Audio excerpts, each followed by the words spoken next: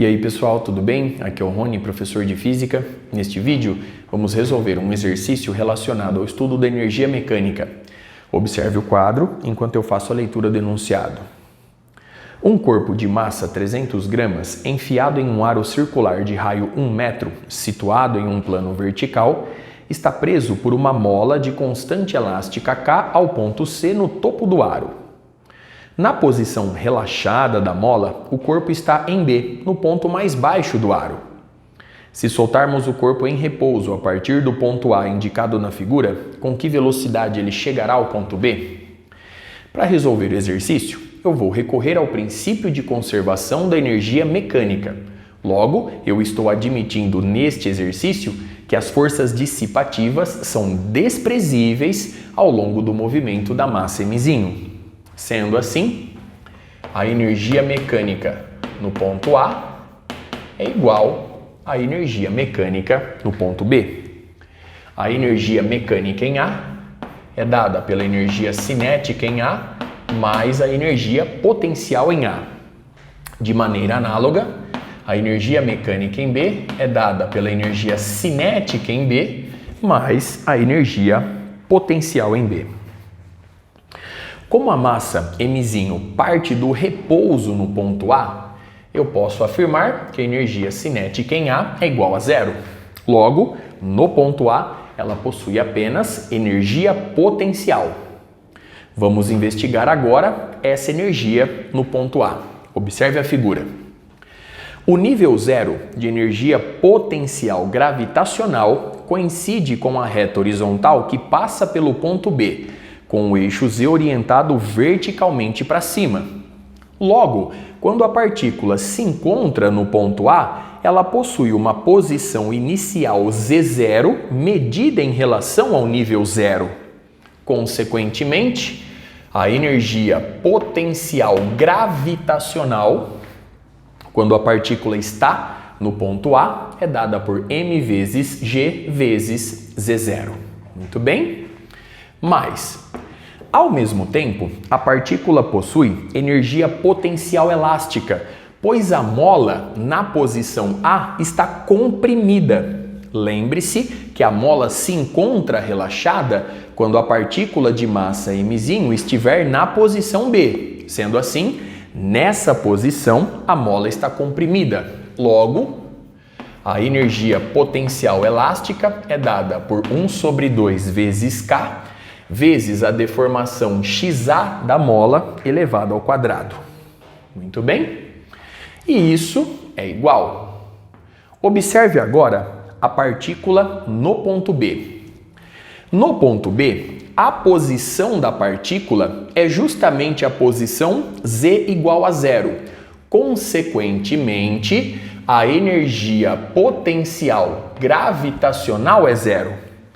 Além do fato da mola estar relaxada no ponto B. Logo, não há também energia potencial elástica. Sendo assim, em B, a partícula possui apenas energia cinética. Observe a igualdade obtida e toda a análise realizada até aqui. Vamos agora em busca da posição Z0 e da deformação sofrida pela mola, ou, se você preferir, do deslocamento sofrido por ela a partir da posição de equilíbrio. Vamos começar determinando Z0. Observe o quadro. Note esse triângulo retângulo e o ângulo de 60 graus. Essa medida todinha é igual a R, portanto, eu posso determinar o cateto adjacente e a partir daí a posição Z0. Então vamos lá. Se eu fizer o cosseno de 60 graus,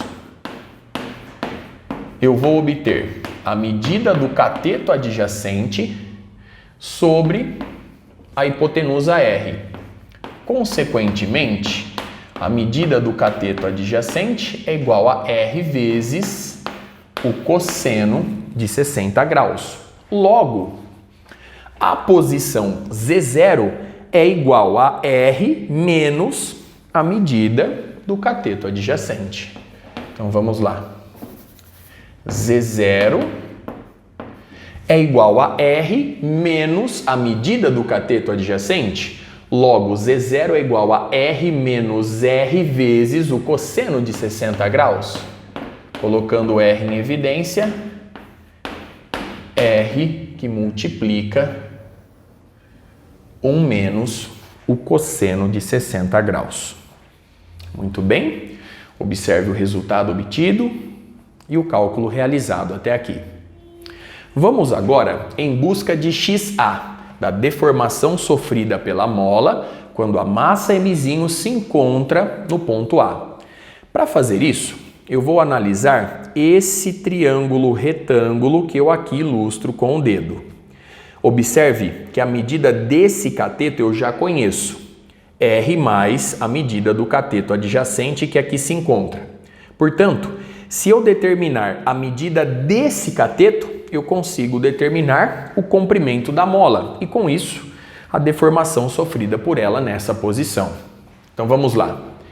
Eu vou começar determinando a medida do cateto oposto em relação ao triângulo aqui ilustrado, pois essa medida coincide com a medida do triângulo maior. Então, vamos lá. O seno de 60 graus é igual à medida do cateto oposto sobre a hipotenusa R. Consequentemente, a medida do cateto oposto é igual a R vezes o seno de 60 graus. Muito bem, agora eu vou em busca do comprimento da mola. Eu vou representar o comprimento simplesmente por LA. Esse comprimento LA ao quadrado é igual a R mais CA ao quadrado, R mais CA ao quadrado, mais a medida CO ao quadrado. Muito bem? Sendo assim, LA ao quadrado é igual. Então, aqui eu tenho R mais a medida do cateto adjacente, R vezes o cosseno de 60 graus. Então, R vezes o cosseno de 60 graus, tudo ao quadrado, mais a medida do cateto oposto ao quadrado. Então, nós temos R vezes o seno de 60 graus ao quadrado. Então, vamos lá. LA ao quadrado é igual a R mais R vezes o cosseno de 60. O cosseno de 60 é meio, portanto, R mais R sobre 2 ao quadrado mais. Aqui nós temos R elevado ao quadrado. Seno de 60 graus é raiz de 3 sobre 2. Elevado ao quadrado, 3/4. Muito bem. R mais R sobre 2 corresponde a 3R sobre 2. Sendo assim, LA elevado ao quadrado é 9R ao quadrado sobre 4 mais 3R ao quadrado sobre 4. Consequentemente, nós vamos obter 12R ao quadrado sobre 4 e, portanto, 3 vezes R ao quadrado. Logo, extraindo a raiz quadrada, você obtém que o comprimento da mola, quando a massa M' se encontra na posição A, é igual a R vezes a raiz quadrada de 3. Muito bem? Observe o resultado obtido e o cálculo realizado até aqui. Muito bem? Então, eu vou ilustrar apenas o valor LA no quadro. LA, portanto, é igual a R vezes a raiz quadrada de 3. Muito bem? A deformação XA sofrida pela mola pode ser calculada facilmente da seguinte forma. Lembre-se que XA também pode ser chamado de deslocamento sofrido pela mola a partir da posição de equilíbrio. Eu vou calcular aqui esse deslocamento sofrido em módulo, tudo bem? Então eu vou fazer o comprimento da mola quando ela se encontra relaxada, ou seja, R mais R, 2R, menos o comprimento da mola quando ela se encontra na posição A. Então, 2R menos LA, logo 2R menos R, raiz de 3. Logo, XA fica dado por R, que multiplica 2 menos raiz de 3. Muito bem?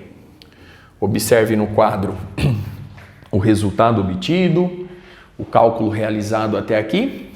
Vamos agora retornar ao princípio de conservação da energia mecânica.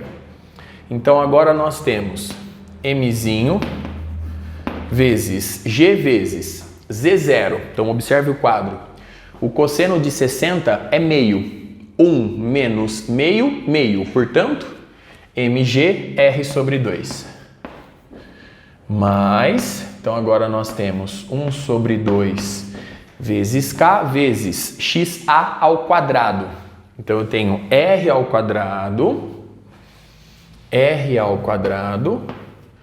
que multiplica 2 menos raiz de 3 ao quadrado. Muito bem, e isso é igual a 1 sobre 2 vezes M VB ao quadrado. Eu posso simplificar aqui o número 2 e eu vou passar a massa dividindo. Com isso a gente obtém VB ao quadrado é igual a MGR dividido por M. Então, G vezes R mais. Então, agora, K R ao quadrado sobre Mzinho, muito bem, que multiplica 2 menos raiz de 3 ao quadrado. Extraindo a raiz quadrada, vemos que a velocidade da partícula de massa Mzinho ao atingir o ponto B é igual a G vezes R mais K sobre M R quadrado, que multiplica 2 menos raiz de 3 ao quadrado. Muito bem, observe a expressão obtida. Substituindo agora os dados fornecidos pelo problema na expressão em questão, você vai encontrar um resultado aproximadamente igual a 7,59 metros por segundo. Observe o resultado obtido, o cálculo realizado. Com isso eu encerro este vídeo. Até a próxima.